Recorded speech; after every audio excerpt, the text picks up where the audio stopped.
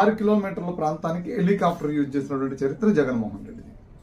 తాడేపల్లి నివాసం నుండి అదేవిధంగా ఆంధ్రప్రదేశ్ సచివాలయానికి ఎప్పుడు రాలేదైనా ఆంధ్రప్రదేశ్ అసెంబ్లీ సమావేశాలు నిర్వహించేటప్పుడు అసెంబ్లీ సమావేశాలకు రావడానికి ఆయన ఇంటి నుంచి ఇటు సచివాలయానికి ఒక దారి ఉంటే ఆ దారిని యూజ్ చేశారు ఆయన.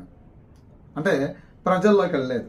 తర్వాత ఆయన ఇంటి నుంచి తాడేపల్లి మీదుగా, తాడేపల్లి నుంచి ఉండవల్లి నుంచి కరకట్ట మీదుగా, లేదంటే కనుక ఉండవల్లి నుంచి ఇటు వెంకటాయపాలెం, కృష్ణాపాలెంగా వచ్చి మందడం నుంచి వెలగపూడి సచివాలయంకి వెళ్ళటానికి, అలా కాకుండా ఆయన వేరొక సపరేట్ దారిలోంచి వెళ్ళారు.